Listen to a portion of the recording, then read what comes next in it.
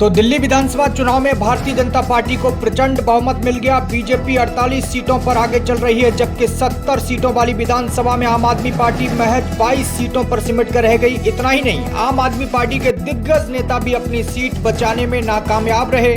अरविंद केजरीवाल नई दिल्ली सीट से बीजेपी के प्रत्याशी प्रवेश वर्मा से 4089 वोटों से हार गए। वहीं दिल्ली के पूर्व डिप्टी सीएम मनीष सिसोदिया भी जंगपुरा से चुनाव हार गए। हालांकि उनकी हार का मार्जिन बेहद कम है। वह बीजेपी के तरविंदर सिंह मारवाहा से मात्र 675 वोटों से हार गए। चुनाव हारने वालों की लिस्ट आम आदमी पार्टी के सत्येंद्र जैन, सौरभ भारद्वाज का नाम भी शामिल है उस लिस्ट में। नतीजों से साफ है कि दिल्ली के वोटर्स ने प्रधानमंत्री नरेंद्र मोदी की गारंटियों पर भरोसा जताया। दिल्ली चुनाव के परिणामों को लेकर पॉलिटिक्स एक्सपर्ट भी अलग अलग तरीके से राय दे रहे हैं। तो आपको बता दें, दिल्ली का इस बार का चुनाव पिछले 2013, 2015 और 2020 के चुनाव से पूरी तरह से अलहदा था, क्योंकि आम आदमी पार्टी जिस करप्शन के खिलाफ लड़ाई के मुद्दे पर सत्ता में आई थी, उसी भ्रष्टाचार के मुद्दे पर घिर गई। दिल्ली चुनाव केजरीवाल पर एक तरह से जनमत संग्रह था और अब साफ हो गया कि वे चुनाव हार गए। कोई बहाना नहीं, कोई चाल नहीं। दिल्ली में आम आदमी पार्टी साफ हो गई। नतीजों से क्लियर है कि जनता ने प्रधानमंत्री मोदी की गारंटी पर भरोसा जताया और आम आदमी पार्टी के कुशासन मॉडल को नकार दिया। बीजेपी को 45.91% वोट हासिल हुआ, जबकि आम आदमी पार्टी के खाते में 43.59% वोट शेयर गया।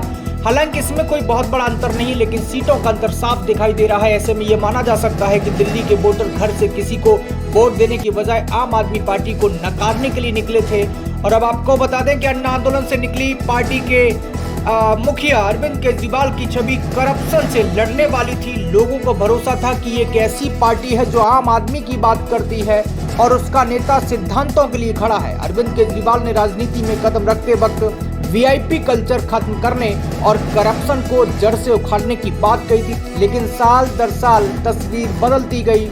एक समय ऐसा आया जब केजरीवाल पर शराब घोटाले के आरोप लगे, उन्हें जेल जाना पड़ा, लेकिन उन्होंने मुख्यमंत्री पद से इस्तीफा नहीं दिया और कहा कि वह जेल से ही सरकार चलाएंगे।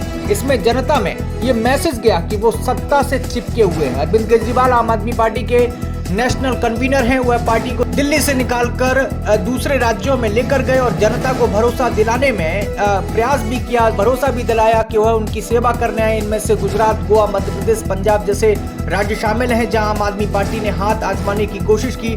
पंजाब में पार्टी इस काम में कामयाब हुई। मतलब साफ था कि लोगों को केजरीवाल पर भरोसा था, पार्टी भी उन्हीं के चेहरे पर चलती है। लेकिन दिल्ली में मिली हार के बाद केजरीवाल की साख को झटका लगेगा और भ्रष्टाचार विरोधी योद्धा के रूप में केजरीवाल की छवि को डेंट भी लगेगी। इसके बाद मैं आपको बता दूं कि आम आदमी पार्टी ने पहला चुनाव 2013 में जीता था, लेकिन 2025 में दिल्ली की सत्ता से बाहर हो गई। इससे ये मैसेज क्लियर है कि दिल्ली में नई पार्टी के रूप में किया गया प्रयोग असफल साबित हो गया और लोगों ने बीजेपी पर ही भरोसा जताया है। वहीं सबसे बड़ी वजह यह भी मानी जा रही है कि एमसीडी जीतना आम आदमी पार्टी के लिए जहर भरा प्याला साबित हुआ। वे दिल्ली के वास्तविक मुद्दों, हवा, पानी, कूड़े के ढेर से बच नहीं पाए, क्योंकि जनता में सड़क, सीवर, पानी बड़ा मुद्दा था, जिन्हें लेकर नाराजगी बनी हुई थी। दिल्ली में चुनाव प्रचार के दौरान आम आदमी पार्टी के खिलाफ आप द कैंपेन चलाया और ये बताने की कोशिश की कि आम आदमी पार्टी ने किस तरह से दिल्ली को नुकसान पहुंचाया और विकास के काम नहीं किए। लिहाजा आम आदमी पार्टी के खिलाफ ये नैरेटिव सेट करने में असफल हुई और इसका लाभ परिणामों में देखने को मिला। आप द कैंपेन ने वहीं चोट पहुंचाई, वहीं आम आदमी पार्टी को भी चोट लगी थी। भाजपा को गाली पार्टी कहने वाले आम आदमी पार्टी के जवाबी हमले का कोई असर नहीं हुआ, यह हमला विफल रहा। पिछले 10 दिनों में भाजपा ने तूफानी प्रदर्शन किया और आम आदमी पार्टी के शासन की विफलताओं पर लगातार हमले किए। इसी बीच बजट में 12 लाख तक की इनकम टैक्स पर छूट दे दी गई। इससे मध्यम वर्ग को काफी राहत मिली। इसका असर ये हुआ कि मिडिल क्लास का वोट बीजेपी को ट्रांसफर हो गया। हर पार्टी का अपना एक एजेंडा होता है, जिसके आधार पर वह चुनाव लड़ती है और अपना अस्तित्व कायम रखती है।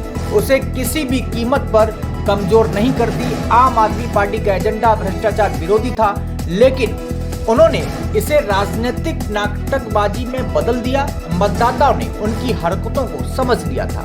केजरीवाल को रीसेट करने की जरूरत है। एमसीडी छोड़ना और भाजपा को पूर्ण नियंत्रण देना शायद उनका एकमात्र कदम हो सकता है। अब जरूरी यह है कि आम आदमी पार्टी बीजेपी को काम करने दे, चाहे वह सफल हो या फिर विफल। Bureau desk.